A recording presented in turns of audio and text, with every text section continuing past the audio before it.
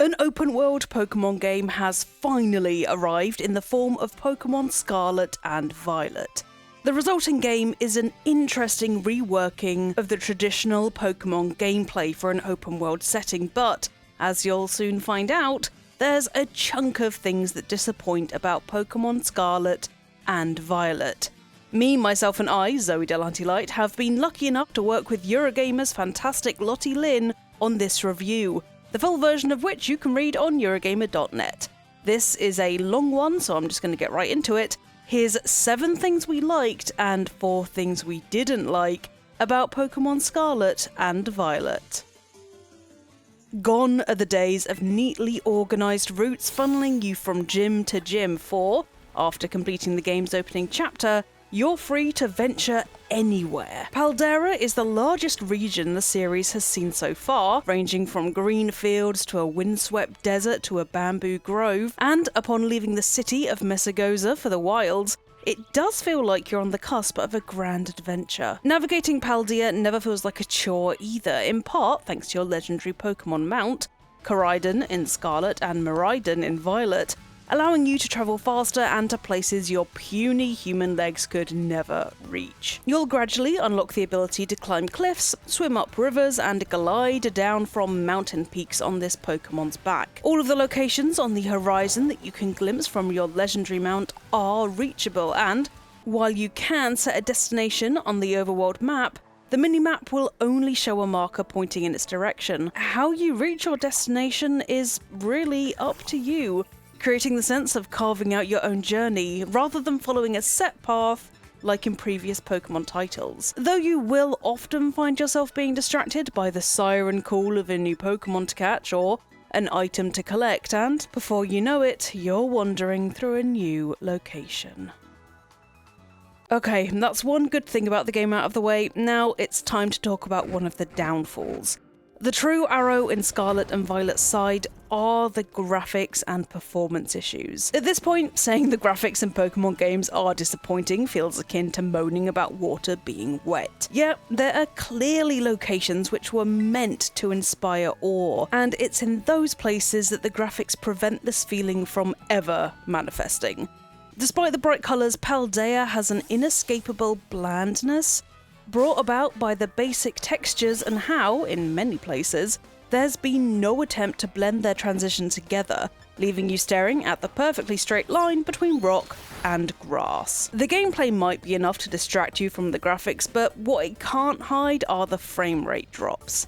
You'll be exploring a new province when suddenly your avatar will visibly slow down, or you'll spot the stilted turn of a windmill, which leaves you wondering if Windy Miller coated its gears in tar. The frame rate drops are most evident in the towns where, unless you're standing next to them, NPCs walk like they're in a bad stop-motion film. Sometimes this can result in them being trapped inside their Pokemon companion, or another person in a very non-X-rated way, creating a body horror moment usually reserved for the darkest of pokedex entries. Not to forget the other graphical glitches which persist in the 1.0.1 patch.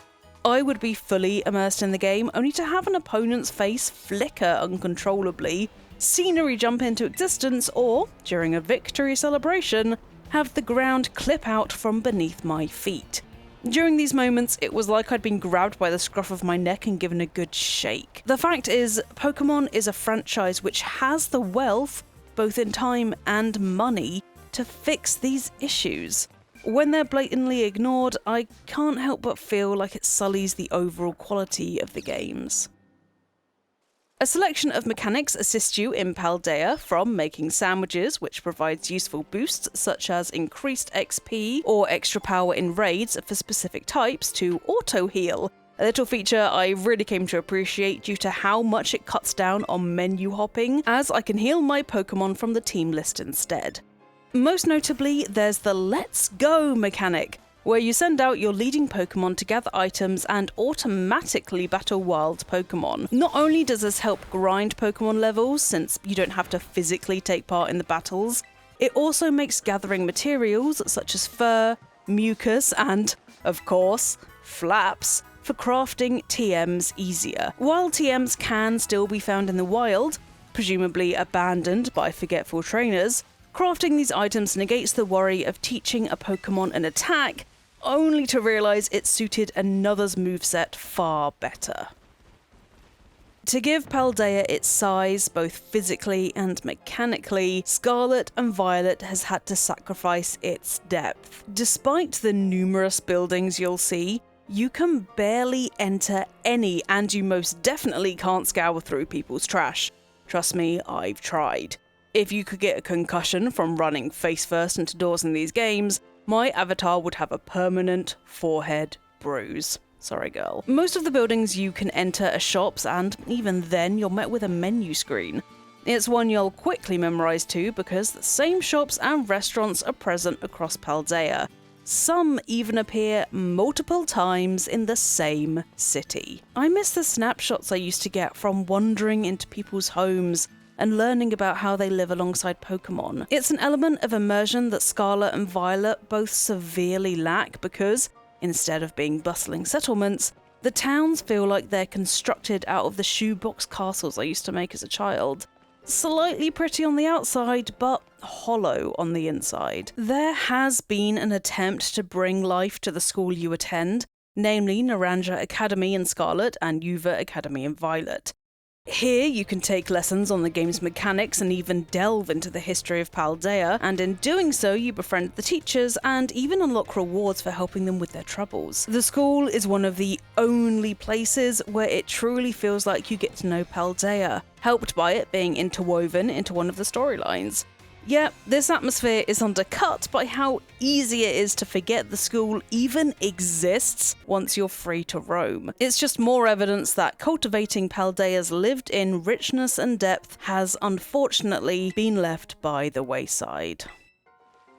As always, one of the greatest tools at any Pokemon trainer's disposal is the pokedex.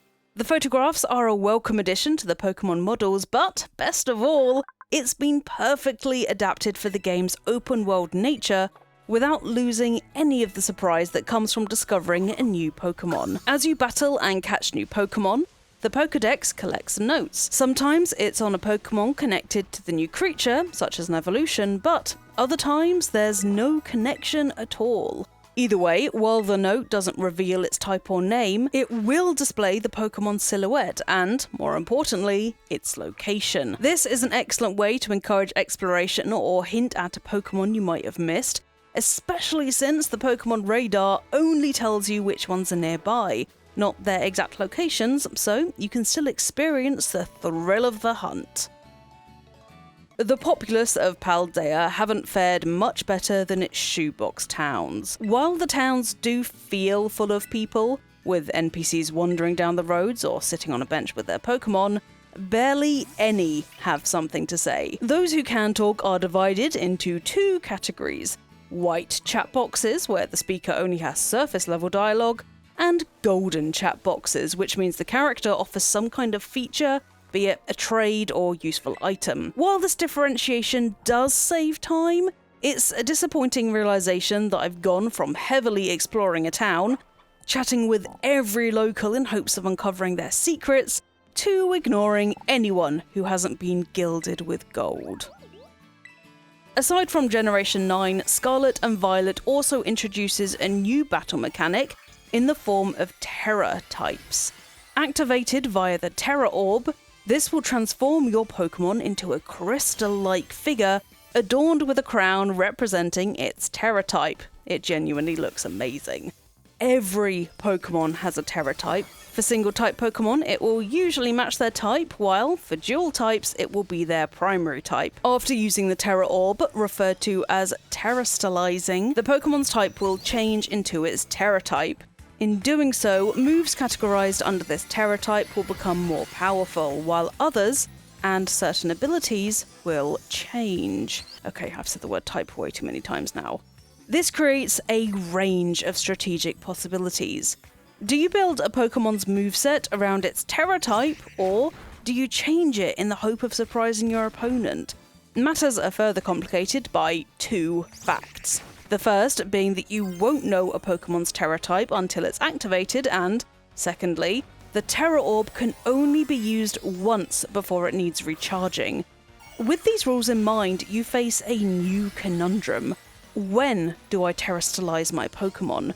When my opponent does it, or do I wait? All of these factors combine to make Tera types a compelling mechanic, which can be as intensive as you want it to be. What does work in Scarlet and Violet is the level scaling. Paldea is divided up into a collection of named locations, towns, and 4 provinces, one for each cardinal direction. These provinces are then divided into a set of areas. Each area has been assigned a number that indicates the strength of the wild Pokemon who inhabit it, since their levels often rise alongside the said number. When it comes to the gym leaders and trainers, you can expect their party's levels to reflect the wild Pokemon in the area or location they're within, so if you're in an area containing Pokemon ranging from level 30 to 35, you can expect any trainer you encounter to have similarly leveled Pokemon. Scarlet and Violet's level scaling is a good reimagining of the traditional higher root number equals stronger Pokemon system, because it adopts the principle of the further you travel from the game's starting location, with a corresponding increase in the open world's difficulty. Many of the Pokemon you encounter will provide an enjoyable challenge, ensuring the gradual growth of your team, unless visiting north of Paldea is your first goal, and if so, I wish you luck and I'll get your gravestone ready right now. Yet, you still have a sense of trepidation every time you enter a new location, because while you can see the Pokemon, you don't know whether they can grind you into dust unless you enter a battle. A number of times I found myself merrily walking into a new area, only to run away valiantly as quickly as possible because to stay would mean death. The non-linear-ish approach to storytelling in Scarlet and Violet also suits its open world design. I say non-linear-ish because you can't run into the Pokemon League with just your level 5 starter Pokemon, or skip over certain events entirely to reach the end of the main campaign. Instead, you're free to move between the storylines, Victory Road, Starfall Street, and Path of Legends, tackling the events within them in any order you please. Gyms are similar, though you're free to tackle any gym leader. Their team's levels are set, meaning there is an ideal order for collecting the gym badges. Aside from the first gym, however, the games don't outline this order for you, and while you can figure it out, it's more fun to craft a bespoke journey to the Elite Four. I found myself regularly switching between the storylines, figuring out which activities would challenge my team's strength or lay hidden in parts of Paldea I was yet to visit. It always felt like I was an active participant, weaving the story beats of my adventure together, unlike in Sword and Shield where you were akin to a bystander during important events. Path of Legends and Starfall Street are shorter when compared to Victory Road, yet both provide a welcome change from the typical flow of a Pokemon game. In Path of Legends, you assist Arven in finding and battling the Titan Pokemon of Paldea. The Titans themselves act like mini-bosses with their exact levels being hidden. This design decision adds a sense of danger at the beginning of each battle, as you never know how powerful the Pokemon towering above you are. For me, Victory Road was the most enjoyable storyline of Scarlet and Violet, so if you're looking for one to focus on, that would be it. Starfall Street, meanwhile, tasks you with raiding the Team Star bases scattered around Paldea to stop the students within from skipping school. Teams in past Pokemon games may have sought world domination and incredibly misguided environmental changes, but clearly this is the greatest crime of all. Each base is, like the gyms, themed around a type, and after you've gained entry, you'll have 10 minutes to defeat 30 Pokemon using the Let's Go feature. While a novelty at first, battling Team Star in this manner quickly becomes tedious, and eventually I was wishing I could just skip to the boss battle. In the end, I left Paldea feeling conflicted. I like the open world gameplay, especially the level scaling and the new Pokemon, but they're entangled with the region which, despite its size, always feels slightly empty. Plus, these Pokemon are brought to stilted life in graphics we know are beneath the Nintendo Switch's top performance. If more time and polish had been applied to Scarlet and Violet, then the games could have lived up to their ambition and been the expansive world many fans, myself included, have dreamed of. So, having said that, do you think you'll pick up Pokemon Scarlet and or Violet? Let me know in the comments below. If you enjoyed the video, thanks very much, and don't forget to like and subscribe to Eurogamer as we have a new video out almost every single day.